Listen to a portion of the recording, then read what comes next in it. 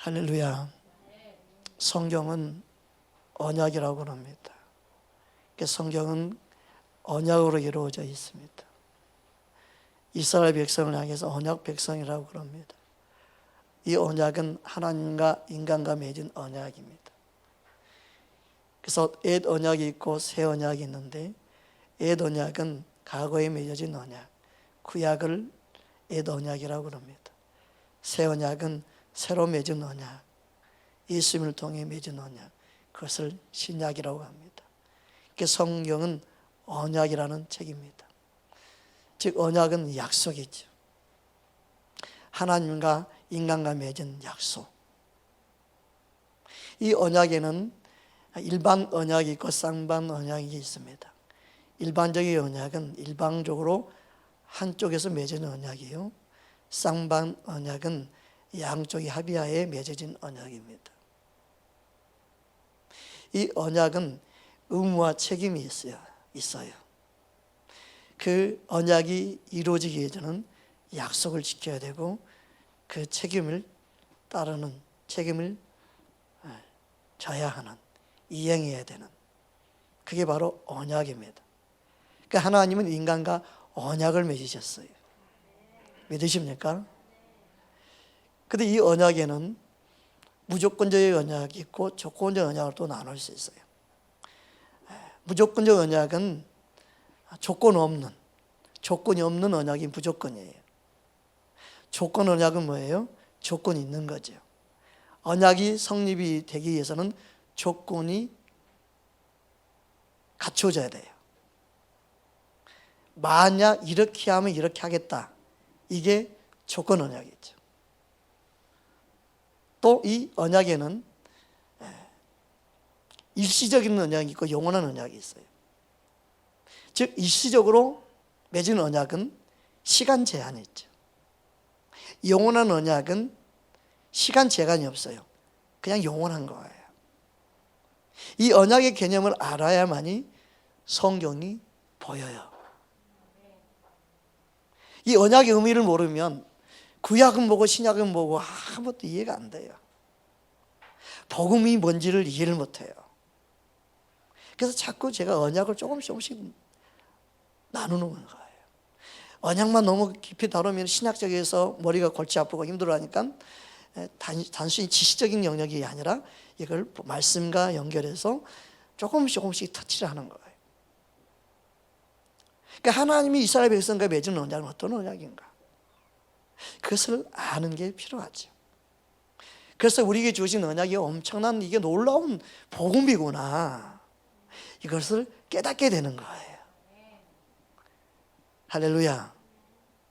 그러니까 말씀을 보는 눈이 그래서 열려서, 하나님이 우리에게 베푸신 은혜가 이렇게 큰 은혜구나. 이 언약 백성인데 하나님이 맺은 이 언약이 어떤 언약인가? 예수님은 이 새 언약을 이루기 위해서 오셨구나. 이것을 알고 성경을 읽기 시작하면 우리가 받은 은혜가 얼마나 큰지 그것을 깨닫게 될 줄 믿습니다. 그래서 모든 언약에는 시작이 있고 끝이 있어요. 여러분 일반 계약도 다 언약이죠.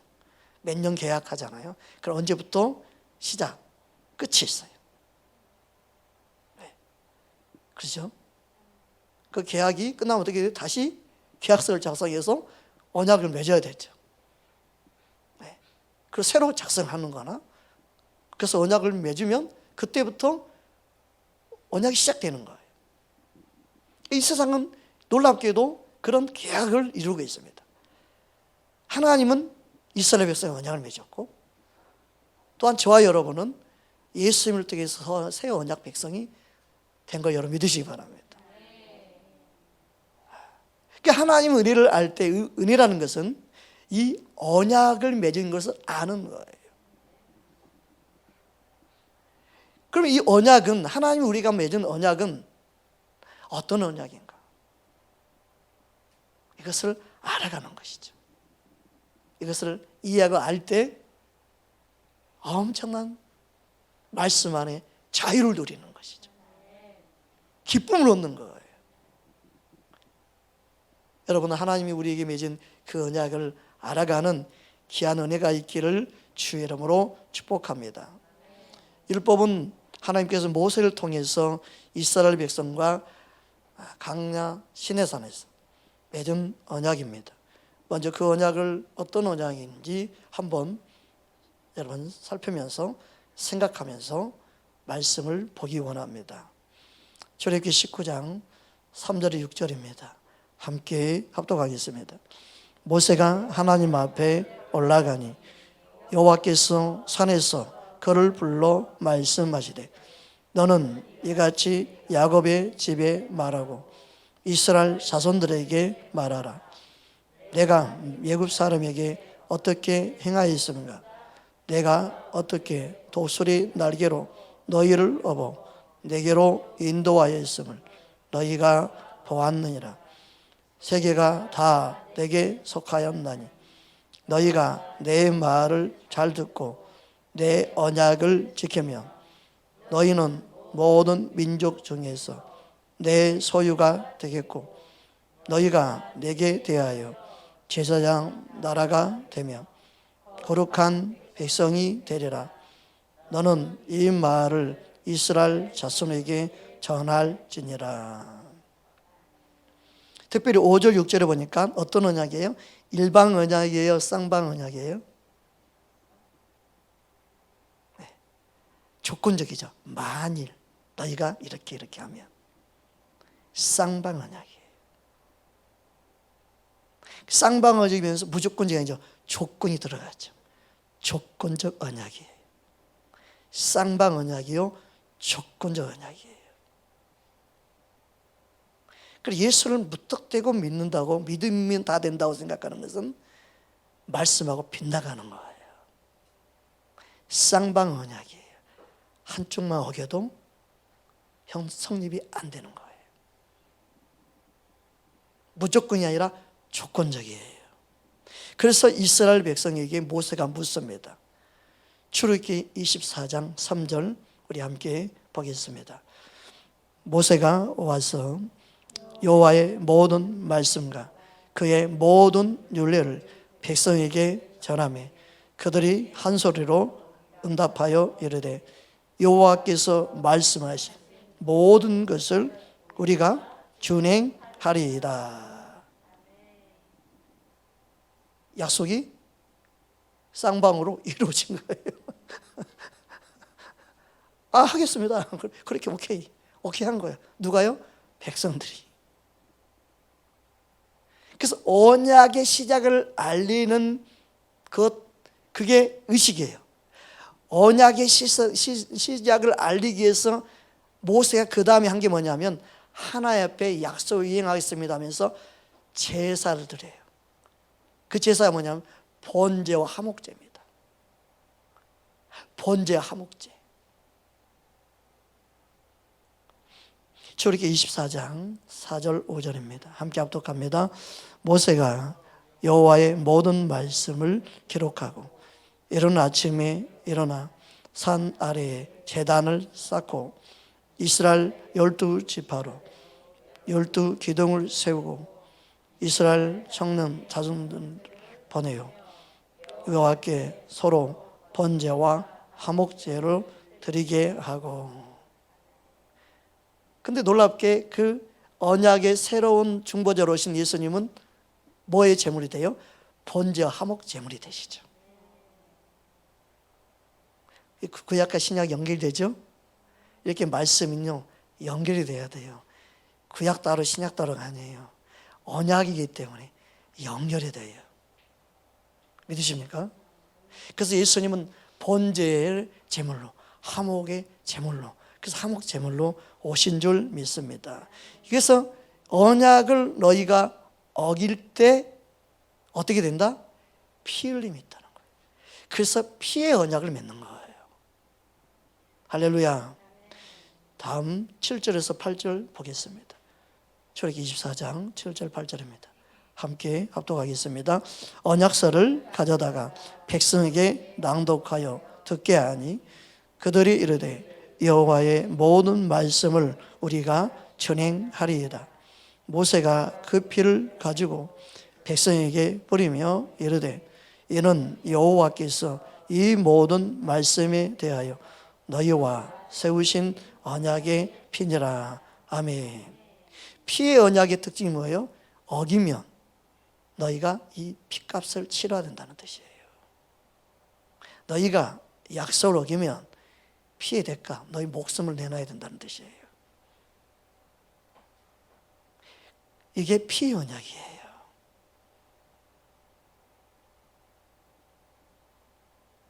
그래서 옛 언약은 모든 책임과 의무가 누구에게 있어요? 쌍방 언약을 맺은 인간에게 있어요. 그래서 옛 언약 안에 있는 자는 사망 안에 있는 거예요.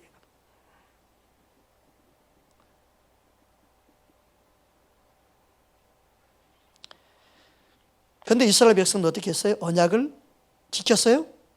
언약을 깨트렸어요. 예레미야 31장 32절입니다. 함께 합독합니다.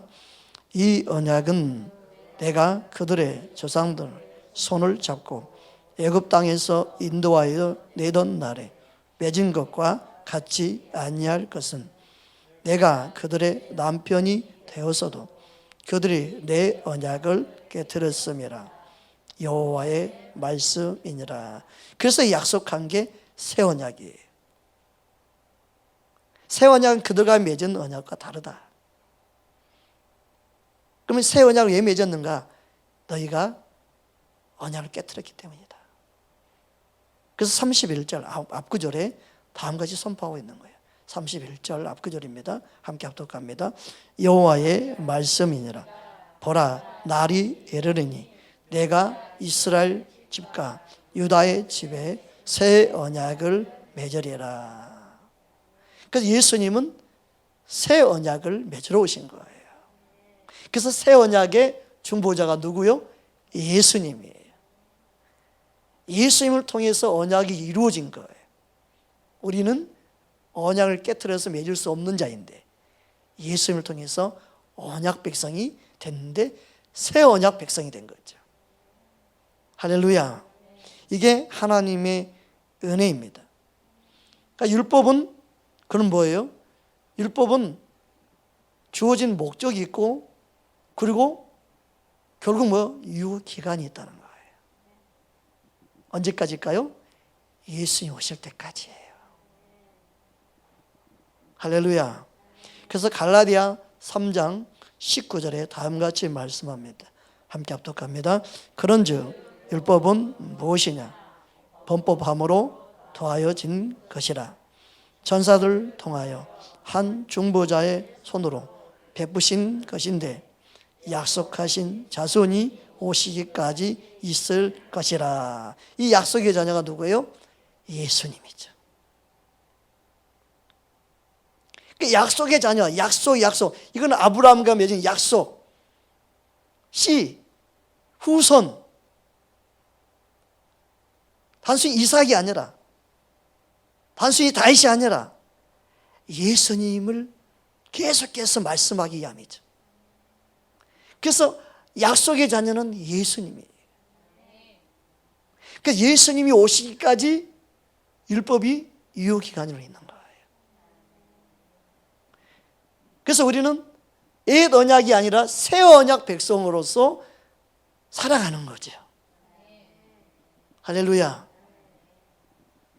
근데 이 새 언약의 중요성을 알기 위해서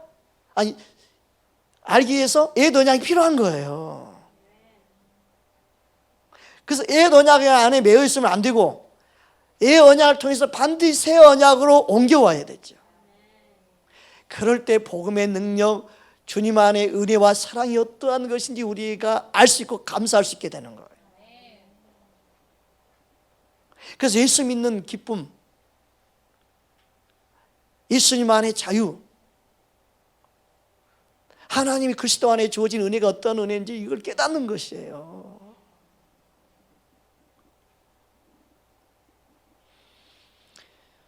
율법은 약속하신 자손 예수님이 오시기까지 유효기간입니다. 그래서 갈라디아서 3장 10절에 12절을 보면 다음과 같이 말씀합니다. 함께 합독합니다. 무릇 율법의 행위에 속한 자들은 저주 아래에 있나니 기록된 바 누구든지 율법책에 기록된 대로 모든 일을 항상 행하지 아니하는 자는 저주 아래에 있는 자라 하였습니다. 또 하나님 앞에서 아무도 율법으로 말미암아 의롭게 되지 못할 것은 분명하니 이는 의인은 믿음으로 살리라 하였음이라. 율법은 믿음으로서 난 것이 아니니 율법을 행하는 자는 그 가운데서 살리라 하였느니라. 아멘. 그러니까 율법은 하지 말라, 무엇을 행하라. 율법은 우리에게 뭔가를 요구하지요. 금지와 요구가 있는 게 율법이에요. 그래서 율법이 항상 원하는 것은 우리가 조건을 갖추는 거예요. 우리가 책임을 지는 거예요. 그 책임과 의무를 다하게 하는 게 율법이에요.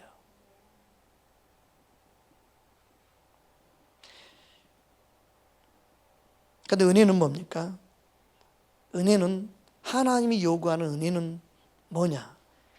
하나님이 보내신 자 예수님을 믿는 것이 조건이에요. 너희가 예수님 안에 있어야 된다. 예수님이 행하신 것을 너희가 믿어야 된다. 예수님이 행하신 것을 믿는 것이 예수님 안에 있는 것이죠. 그게 은혜 안에 있는 거예요. 은혜 안에 있다는 것은 예수님이 우리를 향한 중보자로 보내신 예수님을 믿는 것이죠. 예수님이 나를 향하여 행하신 것을 알 때 바로 우리가 주님만의 마음껏 누리는 은혜를 경험하게 되는 줄 믿습니다. 그 율법은 반드시 필수 조건이 뭐냐? 우리의 노력이 필요해요. 그러나 은혜 안에 필수 조건이 뭐냐? 오직 믿음이에요.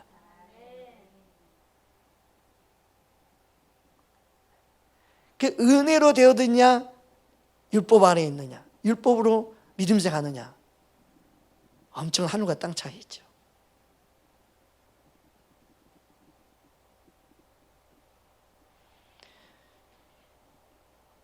율법은 그래서 명령합니다. 똑같은 말씀인데 명령을 해요. 하나님 사랑, 이웃 사랑을 너희는 하라고 명령하죠. 그러나 은혜는 뭐예요? 하나님 이웃 사랑을 할 수 있도록 사랑을 부어주셨죠. 말씀은 똑같은 말씀인데 목숨을 다 힘을 다하여 하나님을 사랑하고 이웃을 사랑하는 것, 너 노력으로 너 힘써서 너가 해야 돼 라는 게 율법이에요. 그러나 은혜는 뭐냐? 하나님의 사랑을 우리에게 부어주셨고 하나님의 은혜를 알게 하셨고 하나님의 사랑을 내게 깨닫게 하셨고 사랑할 힘과 능력을 내게 주셔서 사랑하게 하는 거예요. 할렐루야. 말씀의 본질은 똑같은데, 똑같은 말씀인데 누구로부터 시작되느냐예요.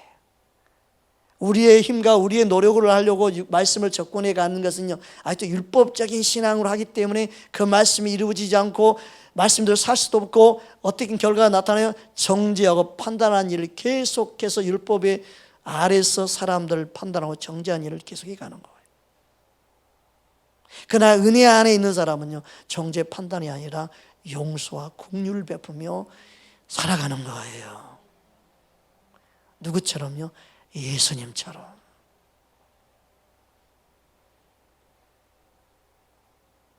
예수님은 뭐라고 말씀합니까?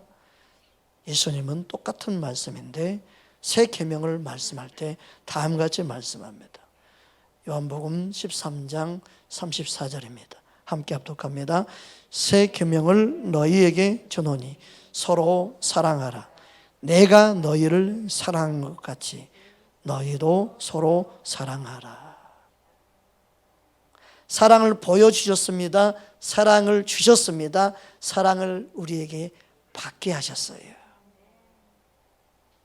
그 사랑을 깨닫고 아는 만큼 너희가 사랑할 수 있음을 말씀하는 거예요. 할렐루야.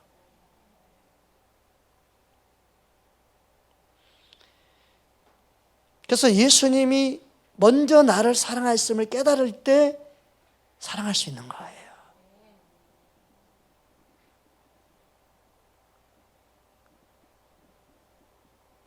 요한일서 4장 19절에도 분명히 말씀합니다. 함께 합독합니다.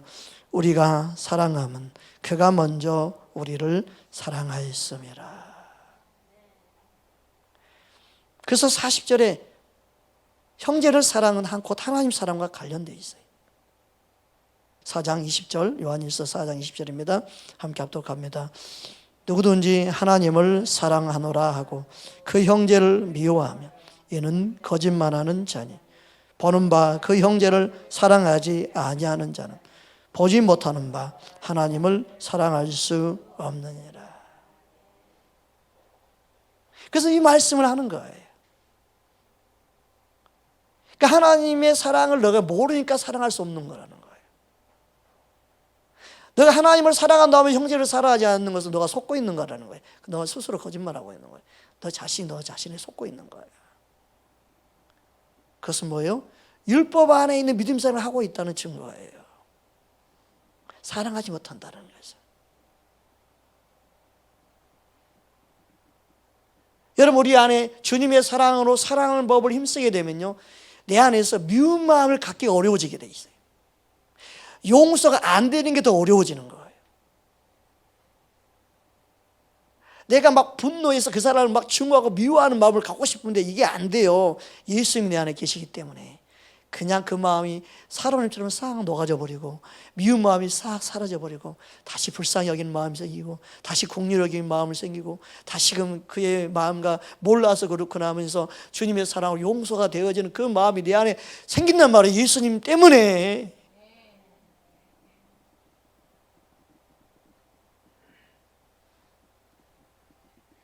이를 악물고 이번에 혼 좀 내야겠다. 이게 힘쓰고 애써야 이게 되지. 이게 오래 못 간다니까요. 이게 안 돼요. 예수님의 사랑을 알면 알수록 내 안에 미움과 원망과 이 분노가 오래 갈 수가 없어요. 그냥 내 안에 눈처럼 사랑 녹아버려요. 그게 예수님의 사랑을 아는 사람이에요. 은혜 안에 있는 사람이에요. 용서가 안 되고 내 안에 분노와 한으로 맺혀 있다. 그거는 그리스도의 사랑을 모르기 때문에 그러는 거예요. 지금 뭐다? 율법 안에 믿음 생활을 했기 때문에 그러는 거예요. 아니 또 자기 자아가 살아있고 예수님 안에 십자가에 못 박아 죽은 것이 아닌 거예요. 이게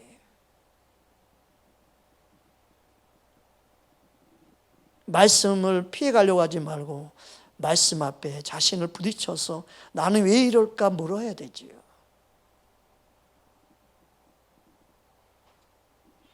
그렇다면 하나님이 우리에게 베푸신 그 은혜와 사랑은 그럼 어떻게 표현하고 있습니까? 오늘 특별히 세 가지 부분에서 살펴보기 원합니다. 첫째는 하나님의 사랑, 우리에게 베푸신 그 은혜는요, 첫 번째 예수 그리스도의 대속의 은혜입니다. 그럼 대속의 은혜가 뭔가 말씀을 통해 보기 원합니다. 예수님 말씀하신 마태복음 20장 28절입니다. 함께 합독합니다. 인자가 없는 것은 섬김을 받으려 함이 아니요 도리어 섬기려 하고 자기 목숨을 많은 사람의 대속물로 주려 함이니라. 하나님이 우리에게 베푸신 은혜 중에 하나는 대속의 은혜예요. 예수님이 자신의 몸을 저와 여러분에게 주셨습니다. 따라합시다. 예수님이 자신의 몸을 나를 위해 내어주셨습니다. 믿으십니까? 갈라디아 1장 4절입니다. 우리 함께 합독합니다. 그리스도께서 하나님 곧 우리 아버지의 뜻을 따라 이 악한 세대에서 우리를 건지시려고 우리 죄를 대속하기 위하여 자기의 몸을 주셨으니 몸을 주셨어요. 대속하기 위해서.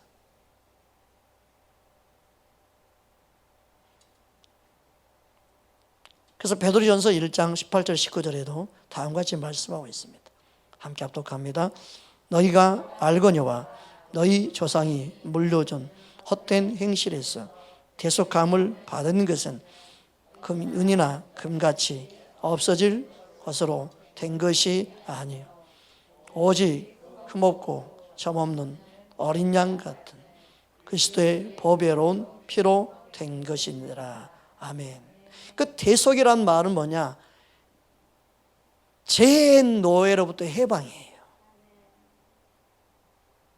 죄의 노예로부터 자유케 된 게 대속의 은혜예요.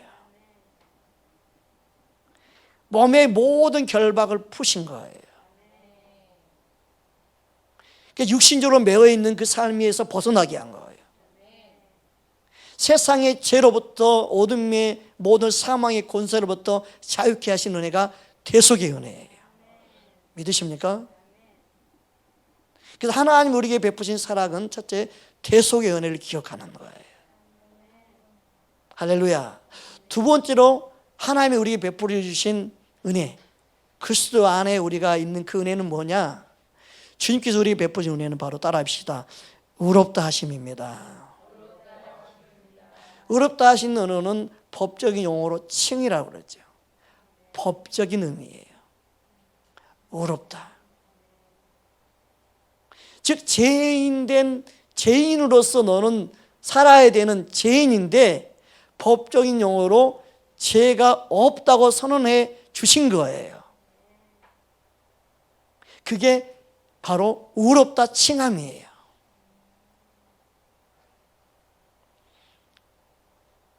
로마서 3장 24절 26절 함께 합독하겠습니다. 그리스도 예수 안에 있는 속량으로 말미암아 하나님의 은혜로 값없이 의롭다 하심을 얻은 자 되었느니라. 이 예수를 하나님이 그의 피로써 믿음으로 말미암는 화목 제물로 세우셨으니 이는 하나님께서 길이 참으시는 중에 전에 지은 죄를 간과하심으로 자기의 의로우심을 나타내려 하심이니 이때 자기의 의로우심을 나타내사 자기도 의로우시며 또한 예수 믿는 자를 의롭다 하려 하심이라. 아멘. 법적인 용어로서 의롭다 하심을 칭함을 받는 게 하나님의 은혜이지요. 이 은혜는 누구에게 주어져요? 믿는 자에게. 믿는 자에게 의롭다 칭함을 받는 거죠. 그래서 너희가 믿음으로 의롭게 됐다, 칭함을 받았다는 거죠. 그러니까 이건 너희 행위로 된 게 아니다. 하나님이 일방적으로 베푸신 은혜예요. 얼마나 큰 은혜입니까? 조건이 뭐예요? 믿기만 하면이에요. 누구를? 예수님을.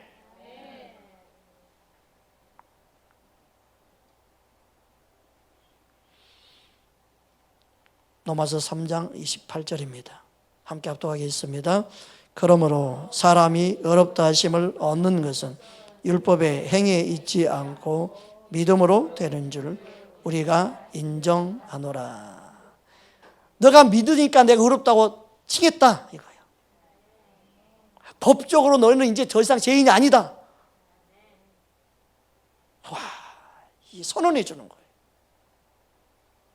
죄인으로 이제 사형 선고만 받아서 죄인으로 사형 선고 받았는데 죽을 날만 기다리는 거 있는데 죄인이 아니다고 선언해 주는 거예요. 재판장인 하나님이. 와, 옆사람 인사합시다. 예수님 안에 의롭게 되었습니다.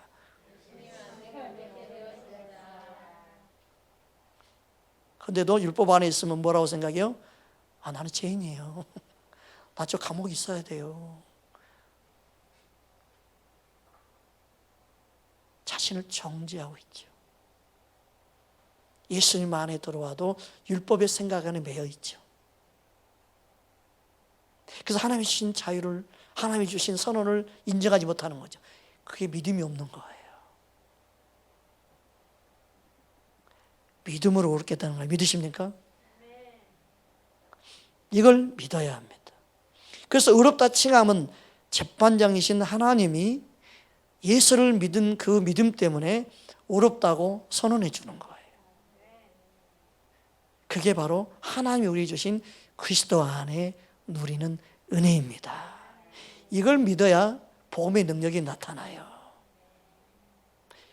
그것을 믿는 저와 여러분 되기를 주의 이름으로 축복합니다.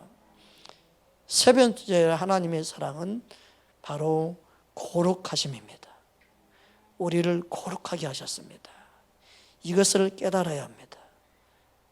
에베소 1장 4절입니다. 에베소 1장 4절 우리 함께 합독합니다. 곧 창세전에 그리스도 안에서 우리를 택하사 우리로 사랑 안에서 그 안에 거룩하고 흠이 없게 하시려고.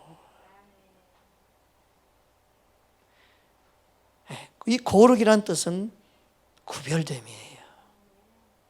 하나님은 하나님의 백성들을 구별해 놨어요. 이스라엘 백성들, 많은 백성들이 있지만 이스라엘 백성을 구별해 놓는 것처럼 우리는 세상에서 예수님 안에 불러 구별해 놨어요. 그 구별됨을 성도라고 부르죠. 그러니까 교회는 뭐예요? 성도로 부러진 그 공동체를 교회라고 그러죠. 예수님이 불러놓은 공동체. 이 공동체는 예수님의 한몸 된 공동체라고 그러죠. 그래서 교회는 중요하죠. 그리스도께서 친히 핏값으로 사셔서 불러서 모아놨기 때문에 율법의 눈으로 바라보면 서로를 정죄하고 뭐 저런 사람이 예수쟁이야, 저런 사람이 예수 믿어, 아유 진짜 나 저런 교회 가고 싶지 않아, 이렇게 볼 수 있는 육신의 눈으로 볼 수밖에 없는 공동체일지 몰라도 또 믿음의 눈으로 보면 그래, 그럴지라도 예수님 안에서 의롭다 칭함을 받은 공동체라는 것을 볼 수 있어야 되죠. 고린도전서 1장 2절 함께 보겠습니다. 고린도에 있는 하나님의 교회 곧 그리스도 예수 안에서 거룩하여지고 성도라 부르심을 받은 자들과 또 각처에 있어 우리 주 곧 그들과 우리의 주 되신 예수 그리스도의 이름을 부르는 모든 자들에게. 교회 공동체는 바로 성도라 부르심을 받은 공동체입니다. 이 성도로 부르심을 받은 공동체는 누구 이름을 불러요? 그리스도의 이름을 부르는 거예요. 그러니까 그리스도의 이름을 부르는 성도들이 모여 있는 것이 바로 교회입니다. 믿으십니까? 이 거룩함이 누구를 통해 이루어졌어요? 예수님을 통해 이루어졌죠. 그러니까 예수님을 통해서 구별된 거룩한 백성이에요. 믿으십니까? 그래서 히브리서 10장 9절 10절에 보면 다음과 같이 말씀하고 있습니다. 함께 합독합니다. 그 후에 말씀하시기를 보시옵소서. 내가 하나님의 뜻을 행하려 왔나이다 하셨으니 그 첫째 것을 폐하심은 둘째 것을 세우려 하심이라. 이 뜻을 따라 예수 그리스도의 몸을 단번에 드림으로 말미암아 우리가 거룩함을 얻었노라. 그래서 교회는요, 육신의 눈으로 바라보면요, 교회가 교회 같지 않아요. 믿음의 눈으로 바라봐야 돼요. 그래서 믿음의 눈으로 바라봐서 교회에는요, 죄인들이 와서 변화되어지고 주님 안에서 거룩함을 입는 공동체가 되도록 힘쓰는 것이 교회예요. 믿으십니까? 그래서 예수를 못 누리는 죄인들이 와서 예수를 믿고 거룩한 공동체로 세우는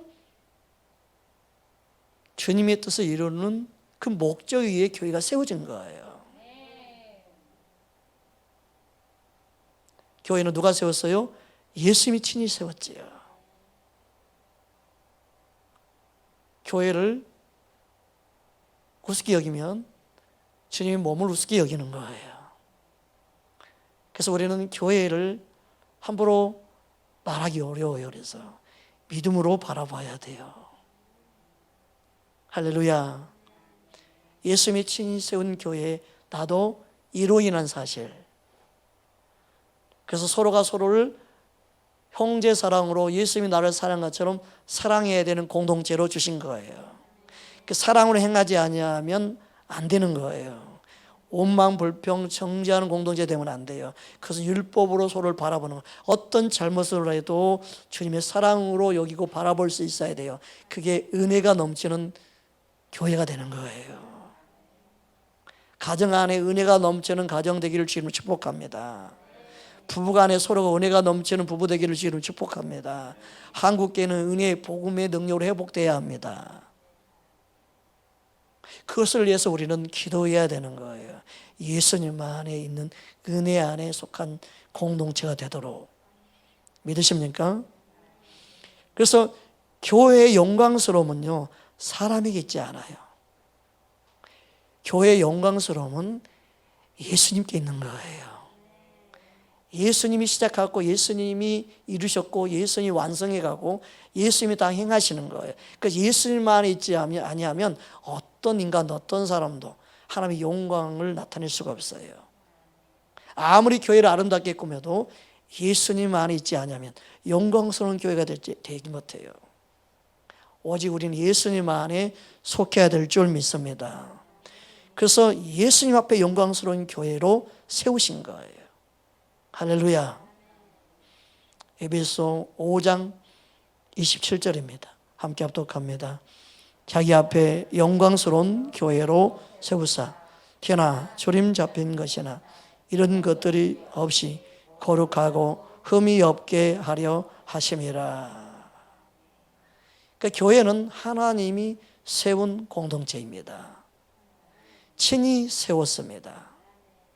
건물이 아닌 우리 한 사람 한 사람이 모인 이 공동체를 사랑하고 사랑해야 합니다. 믿으십니까? 주님이 세운 교회에 주님의 뜻을 나타내는 은혜를 흘러보내는 저와 여러분 되기를 주의 이름으로 축복합니다.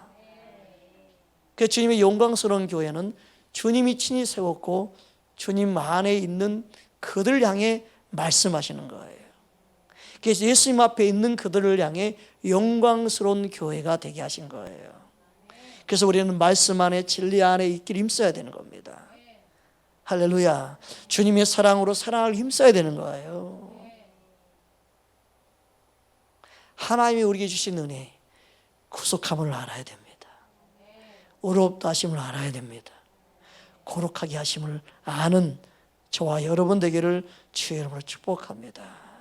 그 하나님 은혜에 감사하며 사는 우리 모두가 되기를 주의 이름으로 축원합니다. 함께 기도하겠습니다.